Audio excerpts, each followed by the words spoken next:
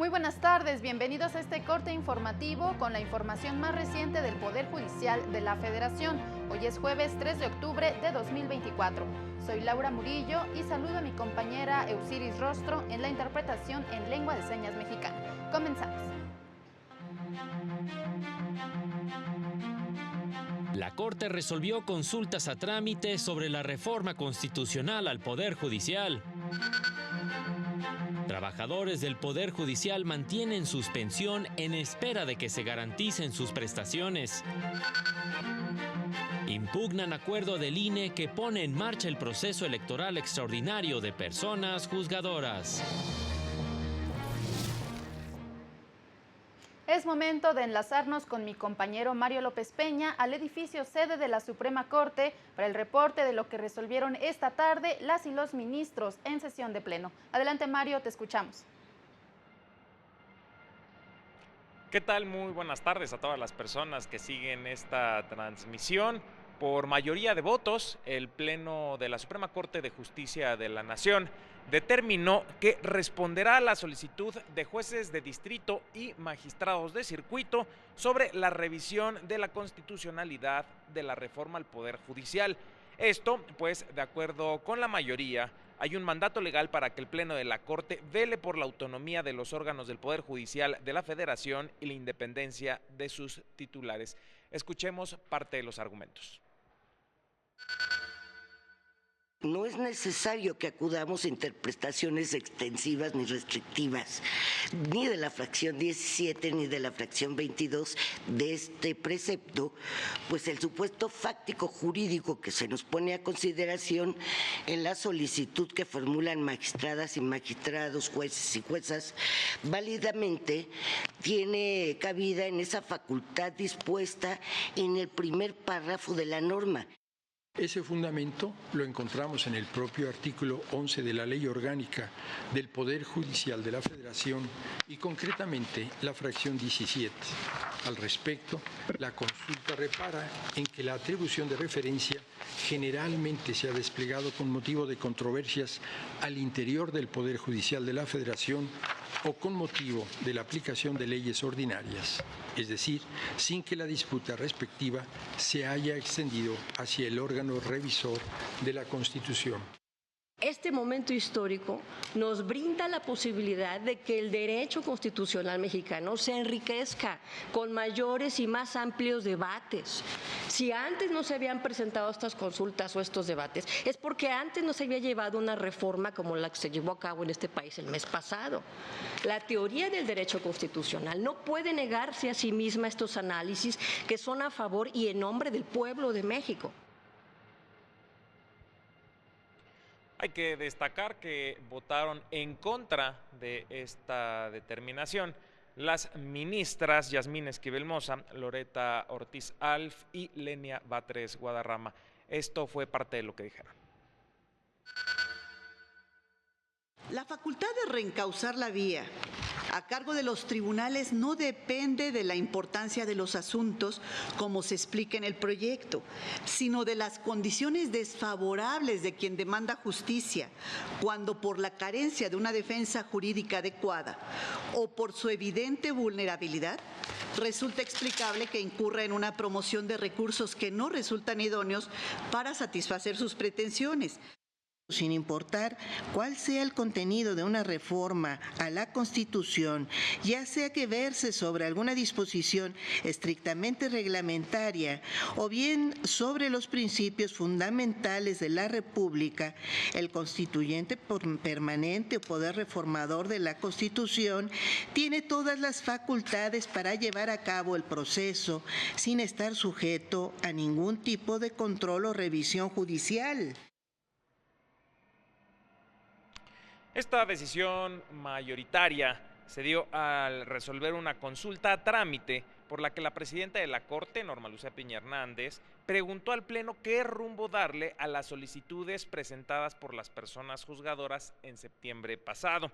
El proyecto del ministro González Alcántara fue el que obtuvo la aprobación de la mayoría de ministras y ministros, y hay que destacar que con esta resolución la ministra presidenta turnará el asunto a la ministra o ministro que en derecho corresponda para que elabore precisamente un proyecto que responda a la petición de las personas juzgadoras. También subrayar que quienes votaron a favor insistieron en que esta decisión no prejuzga sobre el asunto que se vaya a resolver. Es pues lo que sucedió en el Pleno de la Corte en esta sesión pública.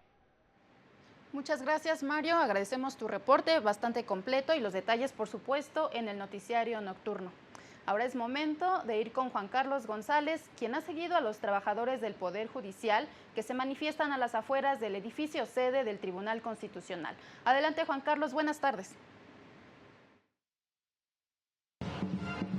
Hola, ¿qué tal? Te saludo desde el edificio sede de la Suprema Corte de Justicia de la Nación, ubicado aquí en Pino Suárez, en el centro histórico de la Ciudad de México, donde trabajadores del Poder Judicial de la Federación y de la Suprema Corte de Justicia de la Nación realizan una manifestación pacífica fuera del Tribunal Constitucional de México, esto en torno a la resolución que se está dando adentro sobre las consultas a trámite que presentaron juezas y jueces, magistradas y magistrados federales en torno a la reforma al Poder Judicial, en la cual los trabajadores pues confían en que la Suprema Corte determine que sí puede revisar la reforma al Poder Judicial que ya está en vigor. Escuchemos lo que nos comentaron. A seguirnos manifestando, a apoyar todo el tema hacia nuestro rechazo, hacia esta reforma judicial, la cual no se nos ha considerado como trabajadores, no se ha escuchado a la base trabajadora. El día de hoy se someterá el tema en el Pleno por parte del ministro Carrancá para conocer su pronunciamiento de los 11 ministros. ¿Cuál es su postura respecto al tema de la reforma al Poder Judicial? ¿Qué esperan ustedes de esta resolución? Que se haga justicia. Que se haga justicia, porque a todas luces esto ha sido un atropello a nuestros derechos humanos, a nuestras garantías laborales.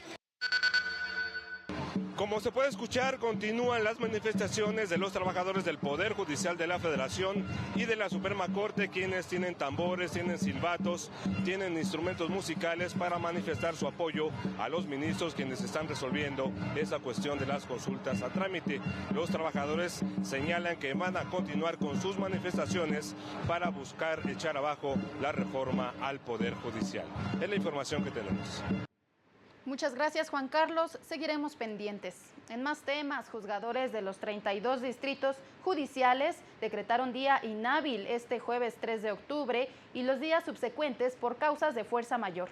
En consecuencia, determinaron que no correrán términos judiciales hasta en tanto no se reanuden labores en los órganos jurisdiccionales del Poder Judicial de la Federación.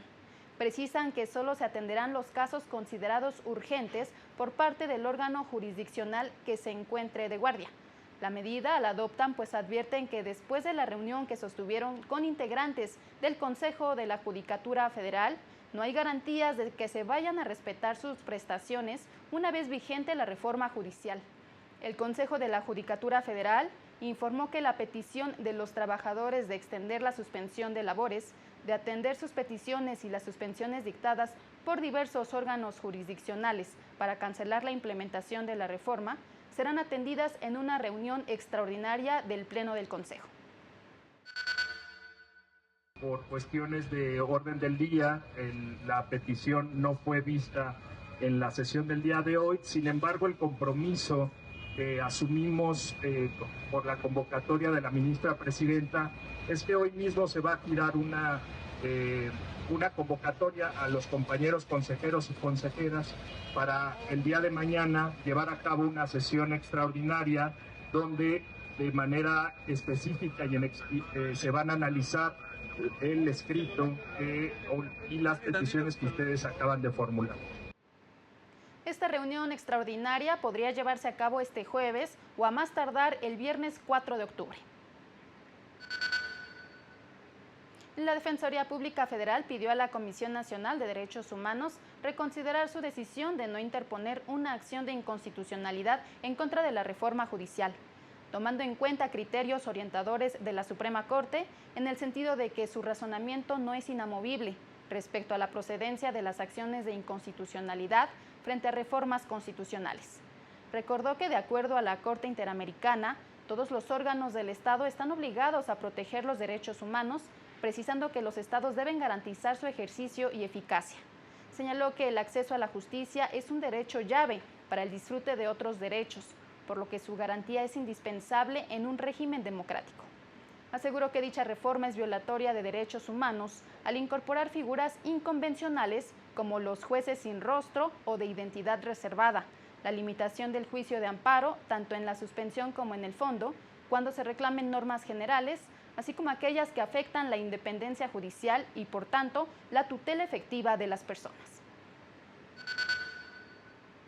Y el ministro Juan Luis González Alcántara Carrancá aseguró que con la reforma judicial se dará uno de los cambios más radicales en la judicatura del país, lo que implica un riesgo para las minorías y la protección de los derechos humanos. Vivimos, pues, una época en donde el respeto a las minorías y el reconocimiento de los derechos humanos ocupará un lugar marginal, cada vez se verá más reducido. Pero al final, esa es la época en la cual nos toca vivir. Ese es el papel histórico que también nos tocará desempeñar, de nosotros, pero sobre todo de ustedes, principalmente de ustedes jóvenes abogados, juezas y jueces. Al ofrecer una conferencia sobre federalismo de cara a la reforma judicial ante integrantes del Poder Judicial del Estado de México, indicó que dicha reforma no solo impactará al sistema de justicia. Y no quiero criticar a las autoridades, pero tenemos que reaccionar, tenemos que colegiarnos, agruparnos. Están escandalizados porque los jueces federales y los magistrados pararon unos días. ¿Cómo se atreven? ¿Cómo se sigue cobrando? ¿Que no tienen derechos humanos? ¿No tienen derecho a una seguridad? ¿Quién se ha preparado 30 años para ser juez y que de repente le digan va a ser por tómbola? Recordó que Bolivia y Venezuela cuentan con esquemas similares de elección de personas juzgadoras mediante voto popular que no han dado resultados. Y durante la discusión en el Congreso de las leyes secundarias de la reforma judicial, se debe definir qué es la disciplina judicial y cuáles son sus fines como parte de la implementación del nuevo tribunal que revisará la conducta de personas juzgadoras, pues podría impactar aún más en la independencia judicial. Así lo expresó la especialista Gladys Morales del Centro de Estudios Constitucionales de la Suprema Corte durante el Congreso Nacional Federalismo Judicial 2024, organizado por el Poder Judicial del Estado de México, que se enfocó en el impacto de la reforma judicial en los poderes judiciales locales. Señaló que en países como Estados Unidos existen este tipo de tribunales y tienen reglas bien definidas, que son establecidas por las barras de abogados. Todavía tenemos, el diseño en México ha sido amplio, ¿no? Interpretaciones amplias de decir la debida probidad en el comportamiento judicial. Ok, ¿qué es eso? O sea, eso nos ha faltado, digamos, a nivel país, como poderes judiciales, definir exactamente si son procedimientos administrativos de carácter disciplinario, tendríamos que tener un principio de taxatividad. Y en más información, el Consejo Nacional de Litigio Estratégico impugnó ante la Sala Superior del Tribunal Electoral el acuerdo del Consejo General del INE por el que se emite la declaratoria del inicio del proceso electoral extraordinario 2024-2025, en el que se elegirán a jueces, magistrados y ministros de la Suprema Corte. Considera que dicho acuerdo es inconstitucional e ilegal, pues deriva de principios constitucionales que deben ser armonizados con el resto del contenido de la Ley Suprema. Además, señala que se sustenta en artículos transitorios del Decreto de Reforma Constitucional al Poder Judicial, que son contradictorios con la división de poderes, con las propias normas constitucionales de autenticidad y certeza en el proceso electoral, así como con los principios de legalidad y seguridad jurídica, pues se da inicio a un proceso electoral sin que existan las normas necesarias para regularlo debidamente. La segunda sala estableció que los trabajadores del Seguro Social, en su doble carácter de asegurados y trabajadores, que obtienen la jubilación por pensión conforme al régimen establecido en el contrato colectivo de trabajo, no pueden recibir además la pensión de vejez, pues la primera ya incluye esta última que le garantiza los medios económicos para su subsistencia, quedando el Seguro Social en su calidad de patrón obligado a pagar solo la diferencia. La sala explicó que el régimen de jubilaciones establecido en el contrato colectivo de trabajo tiene un carácter extralegal y prevé una protección más amplia para los trabajadores que complementa los beneficios previstos en la Ley del Seguro Social respecto de los seguros de invalidez, vejez, edad avanzada, muerte y el de riesgo de trabajo. Al resolver un amparo, la sala indicó que en el régimen de pensiones previsto en el contrato colectivo, la jubilación por años de servicio se integra con la pensión de vejez, más las ayudas asistenciales y o asignaciones familiares, otorgando un beneficio superior, mejores derechos y prerrogativas a las instituidas para los trabajadores en general. Y la Suprema Corte recordó que es viable investigar y sancionar como violaciones graves a los derechos humanos los hechos ocurridos durante el periodo conocido como Guerra Sucia, encaminados a disolver y reprimir con la fuerza militar movimientos de oposición política. En el amparo en revisión 406-2023, la primera sala determinó que ello tiene el fin de garantizar los derechos a la verdad y el acceso a la justicia para las víctimas de estos crímenes, así como para restaurar y fortalecer una sociedad sustentada en el Estado de Derecho. Y en otros temas, el concubinato se debe reconocer desde un análisis con perspectiva de género, priorizando la protección constitucional de la familia y valorando los lazos de afectividad, solidaridad y ayuda mutua, más allá del cumplimiento de un plazo en cohabitación como requisito, señaló la Suprema Corte.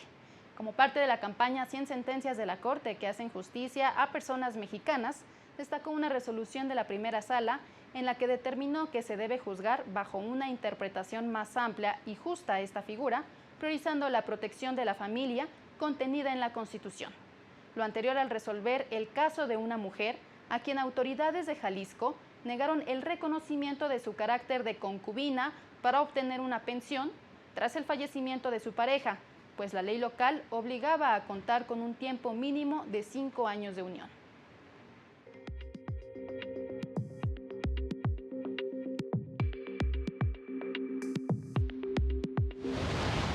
El Poder Judicial de la Ciudad de México puso a disposición de notarios y autoridades judiciales la herramienta para solicitar informes sobre testamentos de manera digital, como parte de los trámites en línea en su sitio web. Servidoras y servidores públicos de la Secretaría de Educación de Chiapas asistieron al curso en línea sobre justicia alternativa impartido por el Poder Judicial del Estado, en el marco de la colaboración en los programas de prevención y restaurativos. En Nayarit rindieron protesta 5 juezas y jueces de primera instancia y 4 del sistema acusatorio, 49 secretarias y secretarios de acuerdos y 25 personas actuarias, resultado del concurso de oposición del Poder Judicial Estatal. La Universidad Judicial de Aguascalientes impartió al personal jurisdiccional el taller sobre elaboración de sentencias claras, con lenguaje ciudadano y perspectiva de género, con el fin de hacerlas más comprensibles y accesibles a los justiciables. Para el canal del Poder Judicial de la Federación, Jesús Daza. Y más allá de compartir o no los modelos de representación o las normas vigentes, el camino más estable y el que genera las mejores condiciones para todas las personas en México es el respeto a la Constitución, señaló el magistrado de la Sala Superior Felipe de la Mata Pizaña. Lo anterior al inaugurar el Congreso Bicentenario de la Constitución Federal de 1824 en el Museo de las Constituciones de la UNAM, donde se redactó la primera Carta Magna hace 200 años. Ante todos debemos ser conscientes de la relevancia que tiene el cumplimiento del orden constitucional para la estabilidad política y social. Nuestra transición hacia la democracia ha sido posible por el respeto de todas las personas, instituciones y partidos políticos que han refrendado a las reglas del juego democrático y al marco constitucional. Por su parte, el magistrado Felipe Fuentes Barrera destacó el papel del Tribunal Electoral en la construcción de justicia social, especialmente para los grupos vulnerables.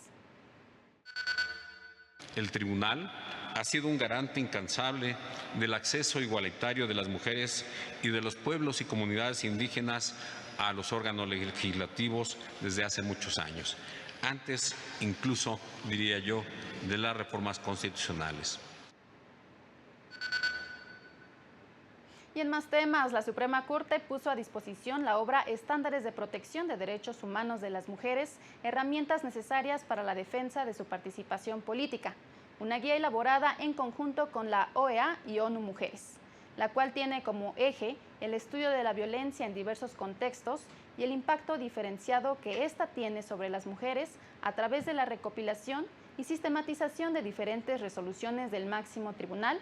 Ofrece una visión de los principales avances y desafíos en la exigencia de los derechos políticos de las mujeres. Además, brinda a las personas juzgadoras diversas herramientas para la construcción de una justicia feminista, incluyente y diversa.